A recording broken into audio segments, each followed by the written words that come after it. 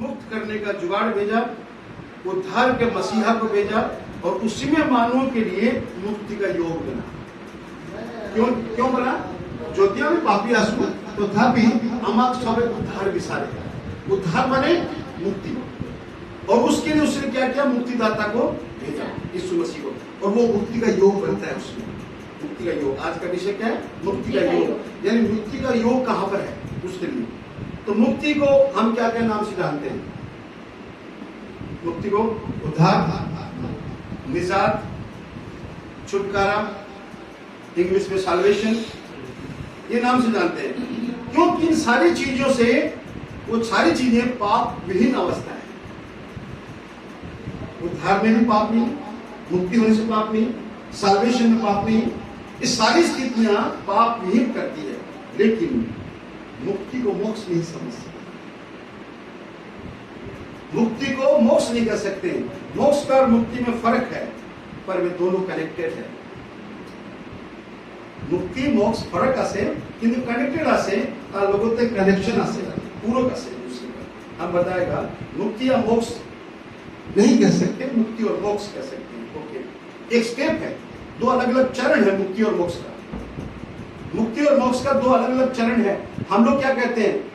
देवता मरिले मुक्ति हुई बोलो, नहीं, मुक्ति नहीं हो। दूसरा बेलेग बेलेग चरण है मुक्ति और मोक्ष, एक ही चीज नहीं है। जिससे प्रत्येक शरीर, जैसे कि प्रत्येक शरीर में बचपन है, ऐसे ना, जवानी है, बुढ़ापा है, ये सब अवस्थाएं हैं।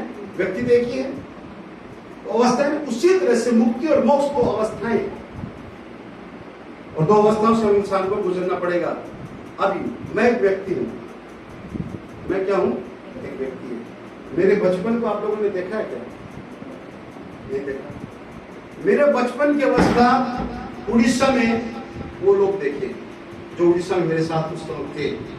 अच्छा, मेरी आज की अवस्था को आप लोग देख रहे हो, आज की अवस्था को उन्होंने नहीं देखा। आदमी तो नहीं, मेरा बचपन भी वही था, मेरा वर्तमान अवस्था भी वही है। पॉइंट यही है कि दोनों अवस्था मेरी है, दोनों में मैं हूं, पर अब वो दोनों अवस्थाएं विशेष समय और स्थान को पॉइंट करता है। अगर मेरे बचपन की बात करूं तो उस स्थान में जाना पड़ेगा उड़ीसा में, और उस समय में जाना पड़ेगा, कुछ साल पहले जाना पड़ेगा। और आज की अवस्था को देखिएगा, वो भी समय और स्थान से बिलोंग करता है। अब आपको पूछता हूँ, बहुत मैसेज को बहुत ध्यानपूर्वक सुनिएगा। मुक्ति और मोक्ष का समय बताइए, स्थान बताइए। मुक्ति और मोक्ष का भी स्थान और समय है। अब देखिए, मोक्ष, मुक्ति और मोक्ष के अलग अलग अवस्था हैं, तो अलग अलग समय और स्थान को इंडिकेट करता है। मोक्ष का समय कहाँ है? मरने के बाद। मरने के बाद। मोक्ष का समय कब होगा? मरने के बाद। और वो स्थान क्या है? परलोक, श्वासत लोक, स्वर्ग लोक, ठीक है, वो दोनों स्थान है। ओके, और मुक्ति का समय क्या है? जीते जी। देखिए कितना अवस्थाएं बदल जाती है। जीते जी जीवन काल, और स्थान क्या है? पृथ्वी लोक। वो एक पृथ्वी लोक का अवस्था है और दूसरा है स्वर्ग लोक का अवस्था है। तो ये कैसे हो सकता है? उसको मुक्ति को पृथ्वी लोक में पाना है, ठीक है। तो ये सच्चाई लोगों को इसमें सहमत नहीं होता है, दुनिया इसमें सहमत नहीं होता है, धर्म इसमें सहमत नहीं होता है, ठीक है। लेकिन क्या करें, हम तो अंतरिक्ष की बात करते हैं ना। मैं तो अंतरिक्ष का लेखा लेके आ रहा हूँ, मैं तो परमेश्वर का लेखा लेके आ रहा हूँ। यहाँ की मुक्ति ही वहां मोक्ष बनेगा। हालेलुया। यहाँ का मुक्ति वहां मोक्ष में कन्वर्ट होगा। यहाँ मुक्ति नहीं तो मोक्ष नहीं, ठीक है। ऐसी परिस्थिति में मुक्ति और मोक्ष एक ही व्यक्ति की दो अलग अलग लोगों की अवस्थाएं हैं। यहाँ धरती पर मोक्ष नहीं होता है। क्यों नहीं होता मोक्ष धरती पर? मुक्ति होता है। धरती में मोक्ष क्यों नहीं होता है? मुक्ति होगा तो क्योंकि मोक्ष में डिवाइन बॉडी होता है, ये भौतिक शरीर नहीं होता है। तो धरती पर मोक्ष नहीं होता है और वहां पर स्वर्ग में मुक्ति नहीं होगा। मुक्ति क्यों नहीं होगा? मुक्ति मोक्ष में मिल चुका होगा। हालेलुया। वो निहित हो गया, मुक्ति उसमें निहित हो गया।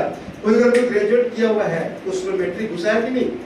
बस, तो जो ग्रेजुएशन किया है उसके अंदर ही मैट्रिक निहित है, वहां कोई प्रयोजन नहीं है। लेकिन मैट्रिक किए बिना ग्रेजुएशन नहीं होगा, तो मुक्ति पाए बिना मोक्ष नहीं मिलेगा। Hallelujah. Praise the Lord. Hallelujah. इस बात के लिए तो सीधे शब्दों में मोक्ष अनंत जीवन का अर्थ है मृत्यु के बाद भविष्य की पदवी, सुखद पदवी, सुखद सच्चिदानंद, वो पदवी को मोक्ष कहते हैं। और मुक्ति उद्धार का अर्थ क्या है? मोक्ष का अर्थ हो गया मरने के बाद सच्चिदानंद सुखद पदवी, और उद्धार का मतलब छुटकारा, अतीत से छुटकारा, हमारे अतीत से छुटकारा। ठीक है, ये उनके गांव में मैसेज सर्व किया था मैंने। ठीक है, अतीत से छुटकारा। ओके, अब देखिए मनुष्य का अतीत, कोई पूछेगा ठीक है अतीत से छुटकारा, कहां से अतीत काउंटेबल है? अतीत हमारा कहां से काउंटेबल है? जन्मों रहा?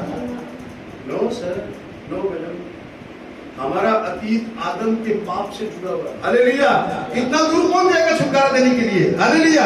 हालेलुया! दरमियान बात बोली, यीशु मसीह आया इसलिए। अतीत से छुटकारा का मतलब आपका अतीत आदम से जुड़ा हुआ है, जन्म से नहीं जुड़ा हुआ है।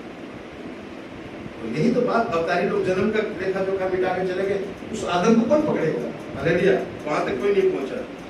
तो उसका अकाउंटेबल है, उसका जन्म से नहीं, धरती के प्रथम मानव आदम के पास। ओके, अर्थात पैदाइशी रूप में मनुष्य पाप के दासत्व में है, कलंकित है, लांछित है, महिमा से रहित है, और उसी स्टेटस से बरी होने को उद्धार या मुक्ति कहते हैं।